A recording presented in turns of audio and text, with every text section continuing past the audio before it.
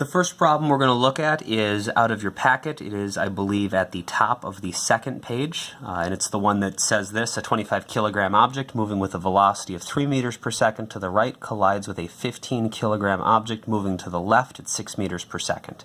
Find the velocity of the 25 kilogram object after the collision if the 15 kilogram object continues to move to the left, but only at 0.3 seconds. The first thing that I would like you to do for this problem is to just draw a simple before and after picture showing both of the masses and using arrows to indicate their velocities before and after. And in order to help us eventually turn that diagram into an equation, I'd like you to put the before picture on the left side of your page and the after picture on your right side of the page. And so go ahead and pause the video so you can do that.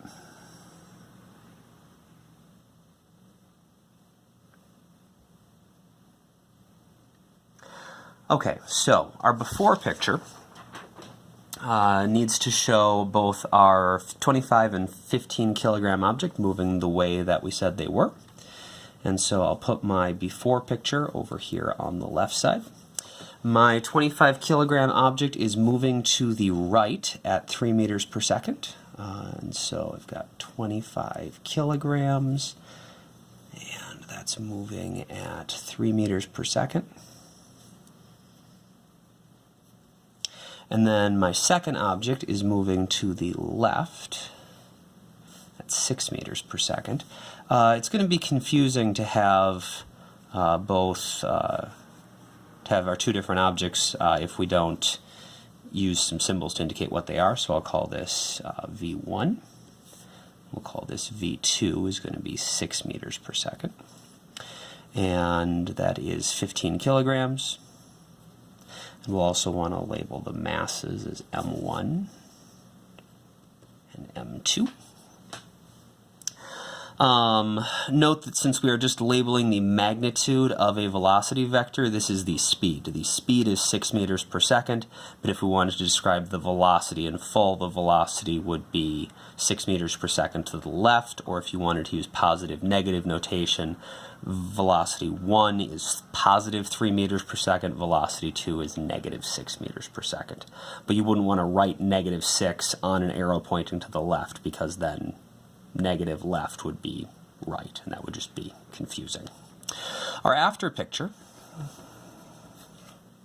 we know that our second object, the 15 kilogram object, which we called M2, is still moving to the left, but it's moving to the left somewhat slower. It's only going 0.3 meters per second. And at this point we're going to run into some issues with only labeling these as V2 because now we have two situations where we have object 2 with different velocities. And so to keep those straight, I'm going to use I and F notation. So this is going to be V2I for the initial velocity of object 2, and this is going to be V2F for the final velocity of object 2.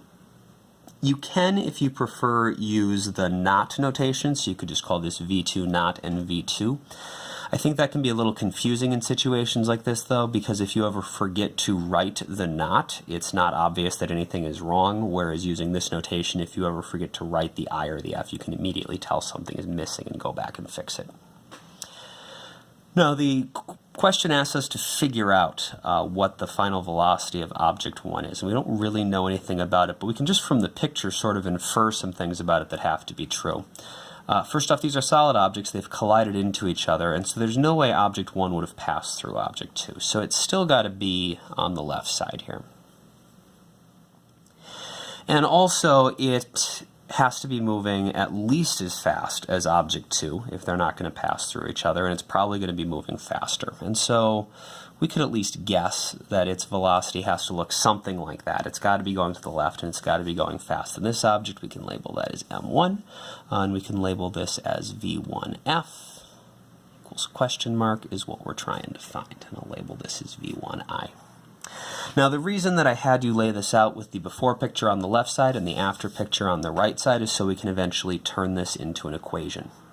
We know that the law of conservation of momentum applies to all of our collision problems, and so we can think of the before and the after picture being equal to each other, at least in terms of momentum. If we think about what the total momentum at the end is, that has to be the same as whatever the total momentum at the beginning was.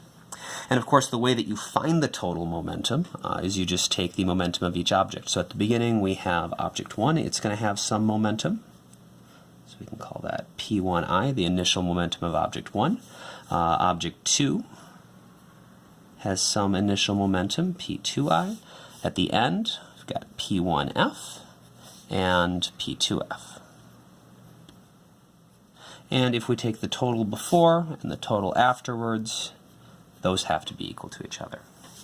And so at this point, I'd like to give you a chance to solve as much of this problem as you possibly can. If you can get all the way to the final answer, that's great.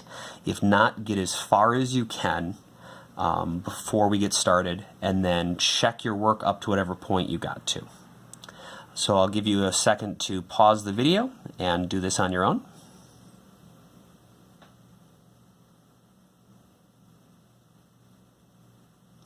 Okay, so to solve this, we know that momentum is mass times velocity. And so if I want to find the momentum of object 1 at the beginning, that's going to be m1 v1I plus, this is going to be m2 v2I to figure out the initial momentum of object 2. And that plus that has got to be equal to m1 v1F plus m2 v2F.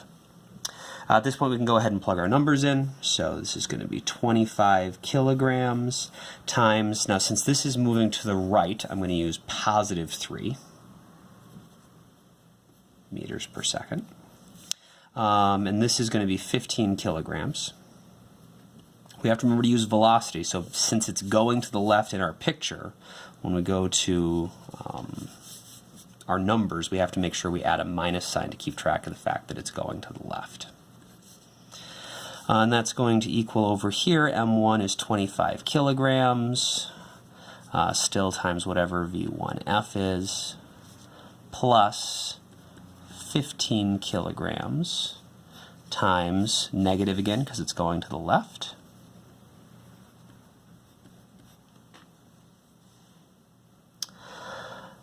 There are actually two ways to approach this. One is you can just take this equation we had right here, m1 v1I plus m2 v2I equals m1 v1F plus m2 v2F, and just immediately rearrange and solve and set it equal to v1F.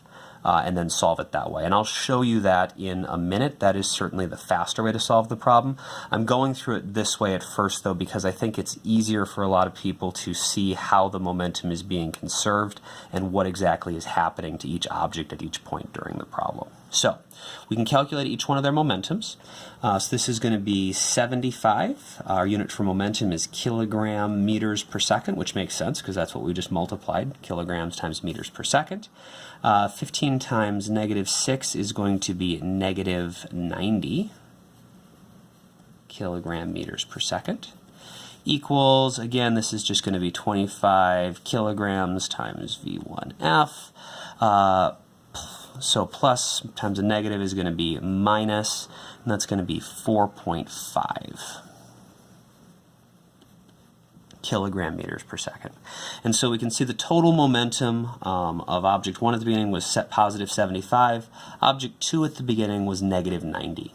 And so object 2 had more momentum, and its momentum was in the negative direction. So when these two collide, you can sort of think of object 2 as winning. It's going to have more momentum, and that negative momentum is going to overpower this positive momentum, and our total momentum in the end is going to have to be negative. Specifically, if we add them together and figure out what that total momentum at the beginning was, it's got to be negative 15 kilogram meters per second. And so that negative 15 kilogram meters per second has to be how much momentum we have on the other side. And we can see that is going to be divided amongst our two objects. Since object 2 has a momentum of negative 4.5 kilogram meters per second, that is not as much momentum as our total has to be, and so object 1 has still got to have whatever the difference is here as its momentum. And that, of course, is going to be equal to whatever 25 kilograms times v1f is. And we predicted that the final velocity of object 1 would be to the left, which if our total's got to be negative 15 and this is only negative 4.5, this momentum here is going to be something negative. And since our momentum and our velocity always go in the same direction, a negative or a leftwards momentum is going to give us a negative or a leftwards velocity, which is what we'd expect. At this point, we now actually just need to go ahead and solve for v1f. So if I take the negative 15 kilogram meters per second that we had as our total at the beginning, it'll be our total at the end, and add the 4.5 kilogram meters per second we had for object 2 at the end, that's going to give us negative 10.5 kilogram meters per second, which has to be what object 1's momentum is at the end. And of course, we can solve for the mass itself by just taking the momentum of object 1 at the end and dividing it by its mass. And so v1f, final velocity of object 1, is going to be its momentum, negative 10.5 kilogram meters per second divided by its mass, 25 kilograms.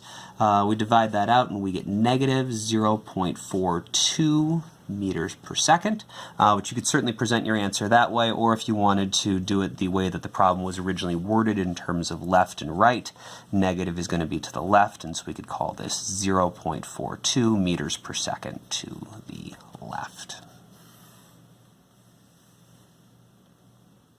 Now, I said there was a faster way to do this, and I'll quickly show you how that works. If I go back to this step where we had just our equation, we're just trying to solve for v1f. We just want this thing.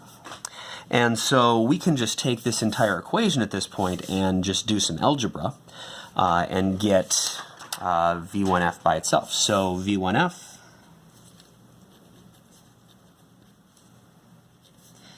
is going to be equal to, so we got the whole left side still, m1 v1i plus m2 v2i. We need to subtract this term, minus m2 v2f. And then in order to get v1f by itself, we'll need to divide by m1. And so if we plug all of our numbers in, we're going to get the same numbers that we had last time. So our mass was 25. I'm just going to be lazy at this point and leave the units out. We already know the units are going to work out. Times positive 3. M2 was 15 kilograms. V2I was, remember, negative 6 because it's moving to the left. And then we need to subtract 15 times negative 0.3 divided by 25, and of course when we do this we get negative 0.42 meters per second, just like we did the long way. And so certainly once you get used to solving collision problems and using conservation of momentum, this is going to be a much faster and a much better way to approach it. But conceptually it might be easier, at least sometimes, or at the beginning when you're solving these problems, to work through them piece at a time, so you can keep track of what all the momentums are and do steps like we did of saying, oh, well, the total momentum's to the left. I know this object here has some momentum to the left, and this one's going to be moving to the left as well. Everything checks out. You can't do as much of that conceptual checking when you solve everything as a giant equation like this, but certainly once you get to a point where you have confidence in the math, this is going to be faster. We can figure out what type of collision this is as well using our collision definitions, and so I will actually ask that to you as a question. Look back at what we defined as our different collision types and tell me what type of collision is this. I will give you a moment to go back and look at your notes and figure out what type of collision you believe it is and do any calculations you need to. So I will give you a chance to pause the video.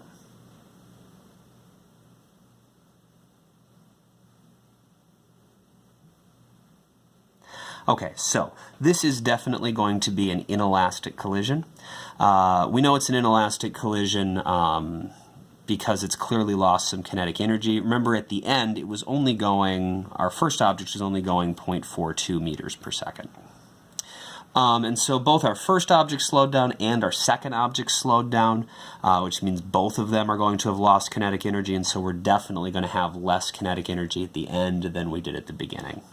If this had been a situation, though, where maybe one of the objects wound up going faster than it had at the beginning and one of them was going slower, then we might have to actually calculate the individual kinetic energies. But here, since kinetic energy is 1/2 mv squared, if we have smaller speeds at the end, we're definitely going to have less kinetic energy at the end. So this is going to be an inelastic.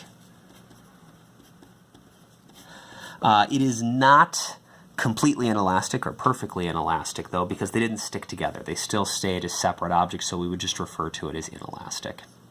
And so your homework problem here is going to be to do parts B and C of this problem.